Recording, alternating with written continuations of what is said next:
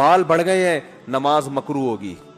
دانت گندے ہیں نماز مکروہ ہوگی, پیاز کی بو آ رہی ہے نماز مکروہ ہوگی, اس بو کو ختم کرو,